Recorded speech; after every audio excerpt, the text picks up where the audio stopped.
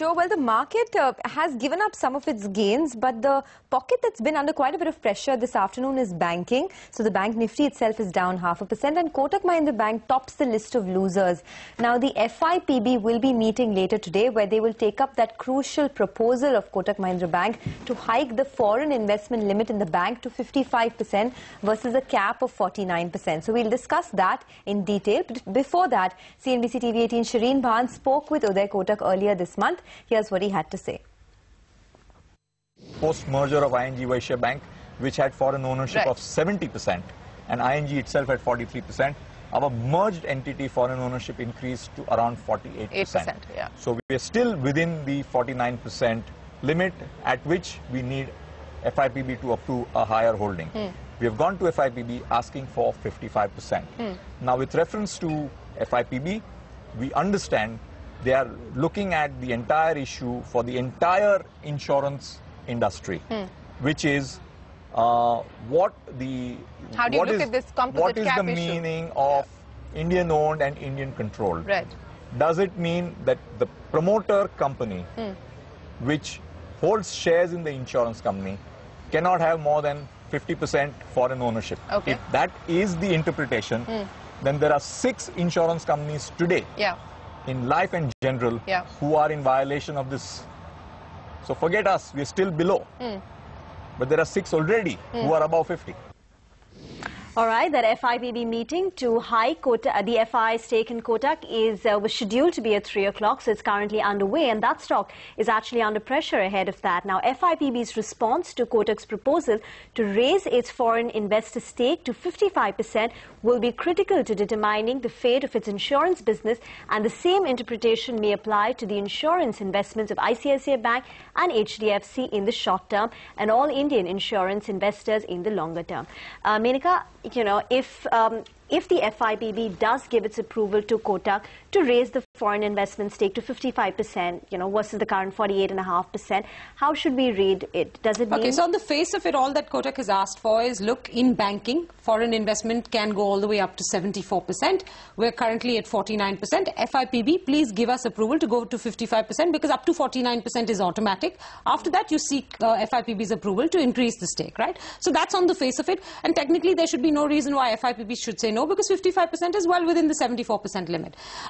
The issue here, so to speak, is that if FIPB says, yes, Kotak Mahindra Bank, you can increase your foreign investment to 55%. And let's assume foreign investment in Kotak Mahindra Bank does exceed, you know, 50% or 51%. Will Kotak Mahindra Bank then be considered a foreign-owned bank or an Indian-owned bank?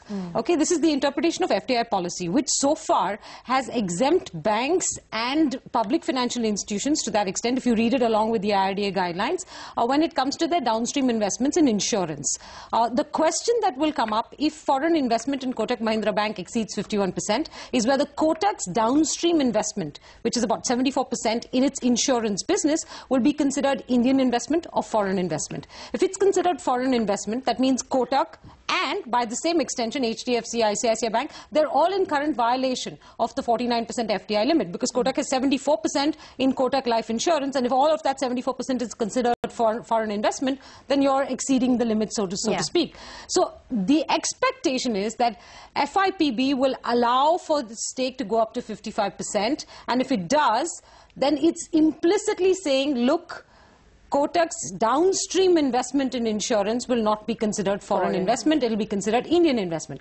This is the expectation. These are several inferences that people are expecting to draw. The entire insurance industry is watching this one very closely. So if the approval comes through, and if Kotak's investment is not considered foreign, then that would also mean that the foreign partner can go ahead and increase stake further, correct, right? And that would apply to everybody. For instance, take the case of HDFC right now, right? HDFC in itself has more than 70% foreign investment in HDFC. HDFC and Standard Life have a joint venture in the life insurance business. Now, if HDFC's stake in the HDFC Standard Life joint venture is considered foreign investment, which is the current reading thanks to new regulations put out in February, that means that they are already in violation of the 49% cap. Correct. Standard Life cannot increase its stake from 26 to 49. So this is proving to be a hurdle for the foreign partner to be able to increase its stake. It will prove to be a hurdle for those companies that are in such circumstances and want to go public eventually. Because if you go public and you can't allow for foreign institutional investment in your stock because already the FDI caps have been exceeded, then, you know, I mean, you're in the sense killing liquidity in your stock. You're killing the ability to market your stock. So this interpretation, based on regulations put out in February, are posing a problem currently for HDFC, ICICI Bank, will pose a problem for Kotak, depending on what FIPB says, and eventually may pose a problem for every single Indian investor in insurance. Because take Max, for instance, or Edelweiss, for instance. If eventually, over time, you know, they allow for foreign investment in the parent companies, that is in Max India or in Edelweiss, to exceed 51%, then will those companies be considered foreign-owned? And if they're foreign-owned, will their downstream investment in their insurance businesses also be considered foreign investment? And if that's the case, then they're all in violation. But why which was means it they can't deferred increase it. Why was it deferred 2 times then? Well, if you can read FIPB's mind, No, then you will be the most sought reason for after person in this country, I can tell you that. Look, I don't know if there's any reason that they've offered to Kotak. Publicly, there is no reason available. The assumption being drawn, and it's an assumption, is that this is the very sticky problem that they've created themselves, because these February regulations were put out by the Finance Ministry itself 1 month ahead of the Insurance Amendment Act being passed and the FDI stake being raised from 26 to 49%. The assumption here is that all of this Indian ownership and control confusion has been caused because of political compulsions. They needed the opposition to get onto their side, so they made all these promises and put into the rules in the Act saying it must be Indian owned, and now it's proving to be an interpretation issue for a bunch of companies and will continue to be a problem for foreign investors to be able to, you know, raise their stake. So a bunch of lawyers we spoke to say it's a big deal breaker right now. We were hoping that there would be a flood of FDI with foreign partners being able to increase their stake. And that isn't happening right now because of the confusion. Yeah, only one deal has, I think, half gone through, Bharti AXA. That's because Bharti Enterprises is all Indian owned. So. All right, Menaka, we'll have to leave it at that. Thanks so much for joining in.